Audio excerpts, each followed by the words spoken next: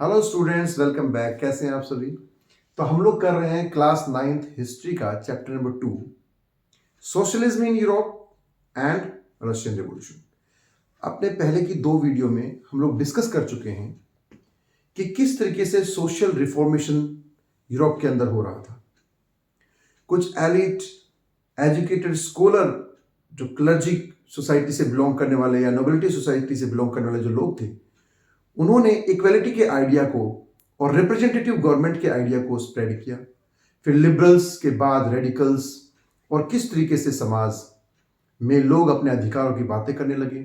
Monarchy को abolish किया गया और उसके बाद फ्रांस में जब रिप्रेजेंटेटिव गवर्नमेंट बनाई गई, नया कॉन्स्टिट्यूशन बनाया गया, फंडामेंटल राइट्स जो है लोगों के वो डिस्कस किए गए, तो उसमें एक नया विचार, एक नई विचारधारा लोगों के मन में आई और अब लोगों को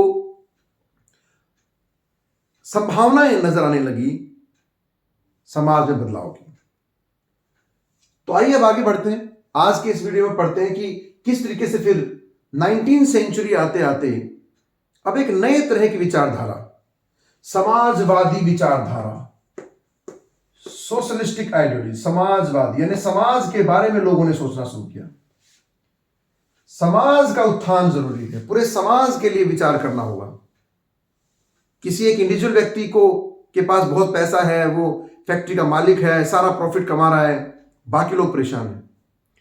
तो अब ये 19th सेंचुरी 20th सेंचुरी में ऐसा क्या माहौल क्रिएट हुआ, किस तरह के सर्कमस्टांसेस क्रिएट हुए जिन्होंने एजुकेटेड स्कॉलर लोगों को ये डिबेट और डिस्कशन करने के लिए विचारों को अपने अखबारों के द्वारा, नॉवेल्स के द्वारा, किताबों के द्वारा लोगों तक पहुंचाने के लिए मजबूर किया। और अलग अलग यूरोप के पार्ट्स में, कंट्रीज में नए सामाजिक ग्रुप बनने शुरू हुए समाजवादी विचारों से प्रेरित होकर के। The people started to form new socialistic organisations. In Germany, SDP party was formed. Socialistic Democratic Workers Party was formed. Similarly, in Britain, Labour Party was formed by the labor groups of the factories who were working in the factories. Labour class ने अपना एक अलग group बनाया Britain के अंदर। ऐसे ही समाज के अलग अलग क्षेत्रों में, अलग अलग कंट्रीज के अंदर इस तरह के सामाजिक संगठन बनने शुरू हुए। तो फ्रेंड्स, बात करते हैं कि कैसे ये समाजवाद की विचारधारा अमर्ज हुई, कैसे इस चीज की शुरुआत हुई। तो फ्रेंड्स, समाजवादी विचारधारा की शुरुआत होने का कारण, मुख्य कारण जो है वो है invention of machine and industrialisation. Industrialisation जो है, मशीनी युग, मशीन का निर्माण, मशीन का इन्वेंशन इस समाजवादी विचारों के उत्थान में बहुत ही मेजर रोल प्ले करेगा। देखिए, 19th सेंचुरी के एंड में, by the end of 19th century and in the starting of 20th century, machine was invented. First of all, machine was invented in London, Britain. सबसे पहले machine का जो आविष्कार हुआ था वो लंदन में हुआ और धीरे धीरे ये मशीनें पूरे यूरोप के अलग अलग देशों में फैलने लगी। मशीनी युग शुरू हो गया। जो प्रोडक्शन पहले हाथों से किया जाता था और दस्तकार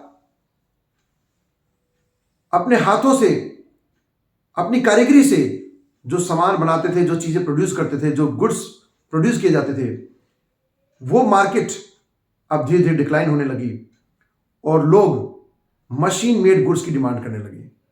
तो मशीनों से बने हुए, इंडस्ट्रियलाइजेशन के बाद मशीनों से बने हुए जो प्रोड्यूस थे, जो गुड्स थे, they started to spread in demand in the whole market in the world level. क्योंकि मशीनों से बनी हुई जो चीजें होती हैं वो हाथों से बनी हुई चीजों से ज्यादा बेहतर होती हैं और कम समय में बनाई जा सकती हैं। एक मशीन सैकड़ों लोगों का काम करती है। जो काम इंसान 10 दिन में नहीं कर सकते, 50 लोग मिलकर नहीं कर सकते, वो मशीन बहुत थोड़े समय में कर देती है। तो दोस्तों, मशीन के आ जाने से काफी परिवर्तन हुए, बहुत सारे आर्थिक और सामाजिक परिवर्तन हुए और इन आर्थिक और सामाजिक परिवर्तनों ने समाज में काफी ट्रांसफॉर्मेशन लेके आए और विचारों को बदल दिया लोगों के। इसमें 2 बातें हुई। मशीनों के आ जाने से इंडस्ट्रियलाइजेशन हुआ। इंडस्ट्रियलाइजेशन ने क्या किया, नई नई जॉब अपॉर्चुनिटीज को प्रोड्यूस किया। शहरों में मशीनें लगाई गई, शहरों में इंडस्ट्रीज ओपन की गई, तो गांवों से जो लोग दस्तकार थे, जिनके अब गुड्स की डिमांड घटने लगी, अब वो नौकरियों की तलाश में शहरों की तरफ माइग्रेट करने लगे, जिससे शहरों में आबादी बढ़ने लगी। इतनी हाई डेंसिटी ऑफ पॉपुलेशन जो शहरों में बढ़ रही थी, उतनी सुविधाएं शहरों में उपलब्ध नहीं थी।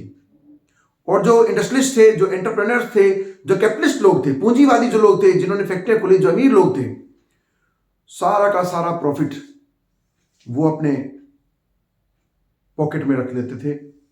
और जो मजदूर, जो लेबर क्लास, जो फैक्ट्रीज में काम करने वाले जो वर्कर्स थे, उनकी हालत बहुत खराब थी। और जो गांव से शहरों की तरफ नौकरियों की तलाश में जो लोग आए थे, सबको नौकरियां नहीं मिली, और जिनको नौकरियां मिली उनको बहुत ही बेसिक जरूरतों पर, बहुत ही बेसिक वेजेस पर नौकरियां करनी पड़ती थी, क्योंकि कंपटीशन बहुत ज्यादा हो गया।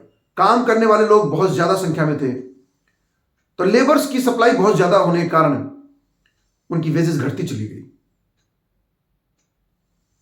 उनको 12-12, 14-14 घंटे फैक्ट्रीज में काम करना पड़ता था। आम इंसान की जिंदगी, लेबर्स की जिंदगी, फैक्ट्रीज में काम करने वाले लोगों, वर्कर्स की जो लाइफ थी, वो बहुत ही बद से बदतर होती चली गई। शहरों में लोगों के रहने की सुविधा नहीं थी, वो स्लम एरिया में रहने के लिए मजबूर थे, और इस तरह के स्लम एरिया में रहते हुए इन लोगों को बहुत सारी बीमारियां, बहुत सारी प्रॉब्लम्स, अनहाइजीनिक कंडीशंस में उनको रहना पड़ता था।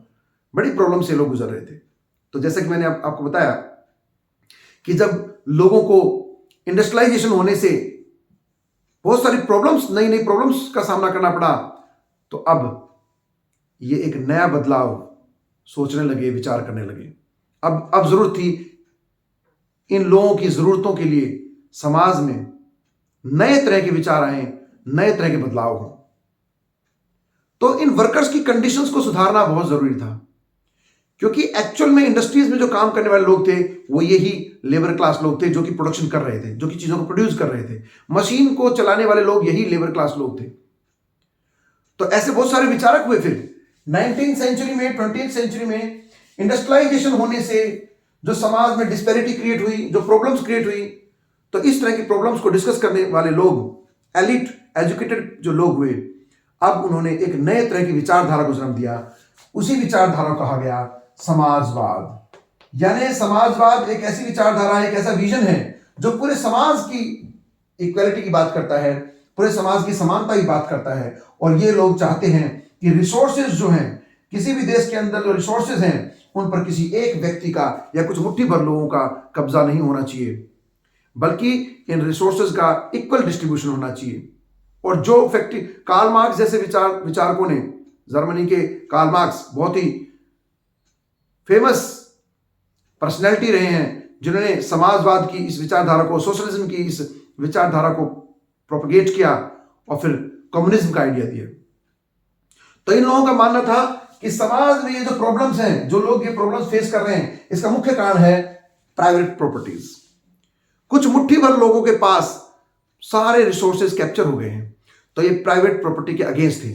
तो समाजवादी विचारों वाले जो लोग थे, यानी सोशलिस्टिक विचारों वाले जो लोग थे, यानी जो एक नई विचारधारा समाज में पनप रही है, सोशलिज्म, उनके फॉलोअर जो लोग थे, उनके जो लीडर्स थे, जो सोशल रिफॉर्मर्स थे इस टाइम पर, वो प्राइवेट प्रॉपर्टी राइट्स के अगेंस्ट थे। उनका मानना था कि देश के सारे रिसोर्सेज कुछ मुट्ठी भर लोगों के हाथ में कैद नहीं होने चाहिए, बल्कि जो प्रॉफिट होता है, जो प्रोडक्शन होता है, उसमें जिन लोगों ने उसको प्रोड्यूस किया है, रॉ मटेरियल में जिन लोगों ने वैल्यू को ऐड किया है, ये एडेड वैल्यू जो है, ये उन लोगों में बंटनी चाहिए जिन्होंने इस वैल्यू को ऐड किया है। यानी प्रॉफिट को सिर्फ एक एंटरप्रेन्योर के पॉकेट में नहीं जाना चाहिए, बल्कि उसका डिस्ट्रीब्यूशन जो है बिल्कुल जस्टिफिएबल होना चाहिए। तो वो इस तरह के जस्टिफिकेशन के लिए उन्होंने एक नई विचारधारा चलाई, दैट इज कॉल्ड समाजवाद। तो इसी को कहा गया सोशलिज्म, इसी को कहा गया सोशलिज्म।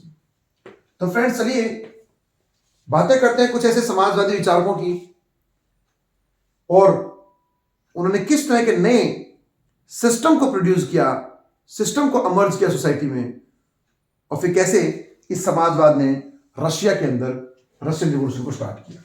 तो मुझे लगता है कि अब आपको समझ में आ गया कि 19वीं सेंचुरी में मशीनों के इन्वेंशन ने, इंडस्ट्रियलाइजेशन ने समाज में बहुत सारे आर्थिक और सामाजिक परिवर्तनों को अंजाम दिया, और इन्हीं सामाजिक आर्थिक परिवर्तनों के कारण अब लोगों की समस्याएं बदल गई, लोगों की जरूरतें बदल गई, और लोगों की समस्याओं और जरूरतों के बदलने से अब लोगों के विचार बदल गए, और इस तरह से सोशलिज्म का जन्म हुआ। हमारे इस चैप्टर में कुछ इंपॉर्टेंट सोशलिस्ट लीडर्स के नाम दिए हुए हैं, स्कॉलर्स के नाम दिए हुए हैं, जिनमें कुछ इंपॉर्टेंट हैं जैसे रॉबर्ट ओवन। ये तो रॉबर्ट ओवन थे, इंग्लिश मैन्युफैक्चरर थे, और इन्होंने सजेस्ट किया कि हमें कोऑपरेटिव बनानी चाहिए। कोऑपरेटिव बनानी चाहिए। कोऑपरेटिव क्या होता है? मतलब हमें इस तरीके के मैन्युफैक्चरिंग यूनिट लगानी चाहिए जिसमें काम करने वाले सभी लोगों को इक्वलिटी हो, और जो प्रॉफिट हो, इन्वेस्टमेंट भी सब लोग मिलकर करें, प्लस प्रॉफिट भी सब लोग इक्वली डिस्ट्रीब्यूट करें। एग्जांपल, सपोज मान लो मैंने कोई एक मिल्क जो है डेयरी, मैंने एक डेयरी ओपन की, ठीक है, मैंने एक डेयरी ओपन की, तो इसमें हम लोगों ने 20 लोगों ने काम शुरू किया, क्योंकि मिल्क डेयरी को चलाने के लिए एक व्यक्ति नहीं, बहुत सारे लोग चाहिए। तो मान लो इन 20 लोगों ने काम शुरू किया, और सभी 20 लोगों ने इसमें इन्वेस्टमेंट भी करना पड़ेगा। सब लोगों को इसमें इन्वेस्टमेंट करना पड़ेगा। किसी ने अपना दिमाग लगाया, किसी ने अपनी फिजिकल जो है फिजिकली काम करने के लिए एज ए वर्कर जो है ज्वाइन किया, किसी ने पैसा लगाया। तो अलग अलग लोगों ने अपनी कैपेबिलिटी के अकॉर्डिंग इन 20 लोगों ने मिल करके एक काम शुरू किया। तो फिर इन्होंने डिसाइड किया कि ये जो 20 लोग हैं जिन्होंने मिलकर के काम शुरू किया है, जो भी प्रॉफिट होगा वो सब इन 20 लोगों में इक्वल डिस्ट्रीब्यूशन होगा, इन्हीं 20 लोगों में इक्वली डिस्ट्रीब्यूट हो जाएगा, ना कि किसी एक व्यक्ति की पॉकेट में पैसा जाएगा। इस तरह के स्ट्रक्चर को कहा गया कोऑपरेटिव कम्युनिटी। तो ये जो कोऑपरेटिव कम्युनिटी वाला आइडिया है, यानी कि इस तरह से बिजनेस करने चाहिए, इस तरह की मैन्युफैक्चरिंग यूनिट लगानी चाहिए जिसमें इंडिविजुअल्स मिलकर के पैसा लगाएं और फिर प्रॉफिट को भी इक्वली डिवाइड करें, उसे इस आइडिया को दिया रॉबर्ट ओवन ने। और इन्हीं के विचारों से सहमत थे एक दूसरे भी ऐसे स्कॉलर थे, लुईस ब्लैंक। ये भी कोऑपरेटिव को सपोर्ट करते थे। तो इन दोनों विचारकों ने इस तरह की मैन्युफैक्चरिंग यूनिट समाज के अंदर एस्टैब्लिश करने की प्रेरणा दी, लोगों को प्रमोट किया या लोगों को समझाया। इसलिए रॉबर्ट ओवन ने यूएसए के अंदर, इंडियाना एक जगह है, इंडियाना एक प्लेस है यूएसए के अंदर, इस तरह की विचारधारा से प्रमोट होकर के, प्रेरित होकर के रॉबर्ट ओवन ने एक मैन्युफैक्चरिंग यूनिट लगाई जिसका नाम रखा गया न्यू हार्मनी। New harmony. तो फिर लुईस ब्लैंक भी इस तरह की कम्युनिटी को सपोर्ट करते थे, लेकिन दोनों के विचारों में थोड़ा सा डिफरेंस था। क्या डिफरेंस था? रॉबर्ट ओवन मानते थे कि जो भी इस तरह की यूनिट लगाई जाए, कोऑपरेटिव कम्युनिटी बनाई जाए किसी बिजनेस को शुरू करने के लिए, उसमें जो इन्वेस्टर्स हैं, जो पैसा लगाने वाले लोग हैं, वो इंडिविजुअल हों। यानी जैसे 20 लोग हमने बात की, तो 20 के 20 लोग अपना कुछ ना कुछ इन्वेस्टमेंट दें, कुछ पैसा लगाएं, कैपिटल लगाएं, पूंजी लगाएं, और यही इंडिविजुअल फिर प्रॉफिट को आपस में इक्वली डिस्ट्रीब्यूट करें। लेकिन लुईस ब्लैंक का यह मानना था कि इस तरह की कोऑपरेटिव कम्युनिटीज होनी चाहिए, लेकिन जो इसमें इन्वेस्टमेंट होगा वो इंडिविजुअल लोगों को नहीं करना चाहिए, बल्कि गवर्नमेंट ने जो है इस तरह की एंटिटीज को ओपन करना चाहिए और फिर लोगों को काम करने की अपॉर्चुनिटीज देनी चाहिए। यानी कि ये तो गवर्नमेंट इन्वेस्टमेंट की बात कर रहे हैं, गवर्नमेंट इन्वेस्टमेंट की बात कर रहे हैं, जबकि इन्होंने इंडिविजुअल के इन्वेस्टमेंट की बात की थी। तो ये थोड़े से आगे निकल गए लुईस ब्लैंक, और इन्होंने एक नए तरह के सिस्टम को फिर आगे प्रोपेगेट किया कि देखो कोऑपरेटिव कम्युनिटीज होनी चाहिए, लेकिन इतनी बड़ी कम्युनिटी को ओपन करने के लिए बहुत पैसा लगता है और हर व्यक्ति के पास इस तरह की सुविधाएं नहीं होंगी। तो इस तरह की कम्युनिटीज को ओपन करना चाहिए गवर्नमेंट में, और ओपन करके फिर इंडिविजुअल्स को उनकी कैपेबिलिटी के according equal property, equal share के लिए, प्रॉफिट शेयरिंग के लिए उनको अपॉर्चुनिटीज देनी चाहिए। अच्छा, अब इसके अलावा आपकी बुक में 2 सोशलिस्ट रिफॉर्मर्स या लीडर्स के नाम और दिए हुए हैं, या स्कॉलर्स के नाम दिए हुए हैं, फिलोसफर्स के नाम दिए हैं। एक है कार्ल मार्क्स और दूसरे हैं फ्रेडरिक एंगल्स। देखिए ये चारों लोग बड़े इंपॉर्टेंट आपकी बुक में दिए हुए हैं। हमने जो है विचारधारा को तो पढ़ा, भाई लिबरल्स कौन थे, रेडिकल्स कौन थे, कंजर्वेटिव कौन थे, प्लस सोशलिज्म क्या है। ये विचारधारा भी इंपॉर्टेंट है, इससे भी रिलेटेड क्वेश्चन आता है, लेकिन क्वेश्चन इन लोगों से रिलेटेड भी आ सकता है जिन्होंने सोशलिज्म को प्रमोट किया। तो कार्ल मार्क्स और फ्रेडरिक एंगल्स। ये दो विचारक जो थे ये भी सोशलिज्म को ही प्रमोट करते थे और ये बहुत ही फेमस हैं। इन्होंने समाजवाद के इस विचार को आगे फिर साम्यवाद में कन्वर्ट किया। साम्यवाद, थोड़ा सा ये आगे बढ़ गए और इन्होंने बोला, कार्ल मार्क्स का ये मानना था कि समाज के अंदर जो प्रॉब्लम्स हैं, जो लोग पैथेटिक कंडीशंस में रहे हैं, पुअर कंडीशंस में रह रहे हैं और फैमिली को ढंग से फीडअप नहीं कर पा रहे हैं, अनएम्प्लॉयमेंट बहुत ज्यादा है, उसका मुख्य कारण है प्राइवेट प्रॉपर्टी या इंडिविजुअल प्रॉपर्टी राइट्स। तो ये दोनों इंडिविजुअल प्रॉपर्टी राइट्स के बिल्कुल अगेंस्ट थे और ये चाहते थे कि समाज का, जिस समाज में हम रह रहे हैं, उन समाज में रहने वाले सभी लोगों का वहां उपलब्ध सभी रिसोर्सेज पर बराबर अधिकार होना चाहिए। इस तरह से रिसोर्सेज का इनइक्वल डिस्ट्रीब्यूशन नहीं होना चाहिए कि अमीर लोगों के पास ज्यादा रिसोर्सेज हैं और गरीब लोगों के पास कोई अप्रोच ही नहीं है। तो ये इंडिविजुअल प्रॉपर्टी राइट्स के अगेंस्ट थे, प्राइवेट प्रॉपर्टी को अपोज करते थे और ये क्या चाहते थे कि समाज के अंदर रहने वाले जो लोग हैं उन सबका बराबर अधिकार होना चाहिए वहां पर उपलब्ध रिसोर्सेज पर। तो फ्रेंड्स, हमारे इस चैप्टर में अभी तक हमने ये कवर कर लिया है कि किस तरह से सोशलिज्म जो है, इंडस्ट्रियलाइजेशन होने से सोशलिज्म का एक नया आइडिया समाज में आया और अब ये जो लेबर्स की जो प्रॉब्लम है, फैक्ट्री वर्कर्स की जो प्रॉब्लम के ऊपर जो डिस्कशन होने लगा, यही मिल वर्कर्स नई नई union, labours union, workers unions बनाएंगे और समाजवादी विचारों से प्रेरित होकर के अब ये अपने अधिकारों की डिमांड करना शुरू कर देंगे। हाई वेजेस के लिए, इंक्रीज वेजेस के लिए डिमांड करेंगे और वर्किंग आवर्स को डिक्रीज करने की डिमांड करेंगे। अपनी वेजेस को बढ़ाने के लिए जब ये डिमांड करेंगे तो इनका मुकाबला होगा, इनका अपोजिशन होगा या ये कम्बैट करेंगे ऑलरेडी एग्जिस्टिंग जो इंडिविजुअल या प्राइवेट प्रॉपर्टी ओनर्स हैं, जो पहले से जो बड़े बड़े एंटरप्रेन्योर हैं। अब वो समाज और ये जो नए विचारों वाले, समाजवादी विचार वाले जो लोग हैं, जो लेबर्स हैं, जिन्होंने इस तरह के विचारों से प्रेरित होकर के अब अपनी अपनी यूनियन बना ली है, तो जितनी फैक्ट्रीज थी, इंडस्ट्रीज थी, मैन्युफैक्चरिंग यूनिट्स थी, इन विचारों से प्रेरित होकर के लोगों ने अब अपने ओनर्स से, अपने प्रॉपर्टी ओनर्स से या फैक्ट्री मालिकों से डिमांड करना शुरू कर दिया कि हमें इस तरह के समाज की जरूरत है, हमें भी प्रॉफिट में शेयर मिलना चाहिए, हमारे वर्किंग आवर्स को रिड्यूस करना चाहिए, हमारे लिए हेल्थ फैसिलिटीज होनी चाहिए, हमारे लिए जॉब सिक्योरिटी होनी चाहिए, हमारी वेजेस जो है हमारे काम के मुताबिक होनी चाहिए, हमारी कैपेबिलिटी के मुताबिक होनी चाहिए। लेकिन जब इस तरह के समाजवादी विचारों वाले लोगों को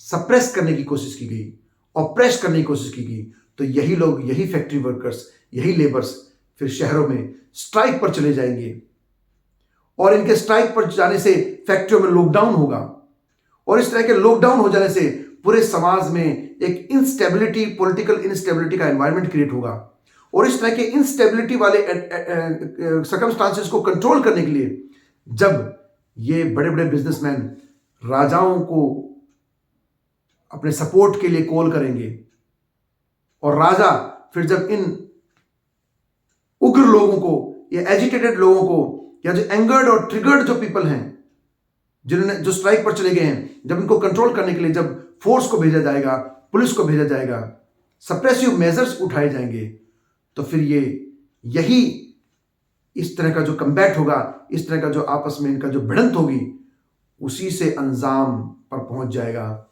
रशिया के अंदर रशियन रेवोल्यूशन। तो फ्रेंड्स, अब अपने नेक्स्ट वीडियो में हम लोग पढ़ेंगे कि इन समाजवादी विचारों वाले लोगों ने जब अपनी डिमांड्स को आगे रखा और वो स्ट्राइक पर चले गए, वुमेन्स ने भी स्ट्राइक की, मेल्स ने भी स्ट्राइक की और देखते ही देखते 50,000 से ज्यादा लोग मॉस्को में, सेंट पीटर्सबर्ग में इकट्ठे हो गए और इस तरह के प्रोटेस्ट कर रहे लोगों पर जब सरकार ने अप्रेसिव मेजर्स उठाए, आर्मी भेज दी गई, इनको मारा गया, पीटा गया, इनको टॉर्चर किया गया, जेलों में डाल दिया गया, इन लीडर्स को अरेस्ट कर लिया गया, तो फिर अब ये क्रांति की तरफ रशिया को ले जाएगा। और उस समय जब वर्ल्ड वॉर 1 चल रहा था, वैसे ही लोगों को बहुत प्रॉब्लम्स थी। एक तो रशिया फ्रंट्स में सब जगह डिफीट हो रहा था, बहुत सारे सोल्जर्स मारे जा रहे थे, फैक्ट्रीज में प्रोडक्शन को कंटिन्यू करने की बहुत जरूरत थी क्योंकि सप्लाईज भेजनी है, जो हमारी आर्मी जो फाइट कर रही है डिफरेंट फ्रंट्स के ऊपर, उनको सप्लाईज भेजनी है, फूड भेजना है, फूड सप्लाई करनी है, उनकी यूनिफॉर्म भेजनी है, उनको जूते भेजने हैं, उनके और सारी चीज़ों को, वेपन्स को उनको भेजना है, आर्म्स भेजने हैं। दूसरी तरफ वर्कर्स के काम के घंटे बढ़ा दिए गए। जो लोग 12 घंटे काम करते थे उनको 16-16 घंटे काम कराया जा रहा है, लेकिन वेजेस नहीं बढ़ाए गए। तो इस तरह के माहौल में रशिया में हो जाएगी क्रांति। ठीक है, मिलते हैं दोस्तों अगले वीडियो में।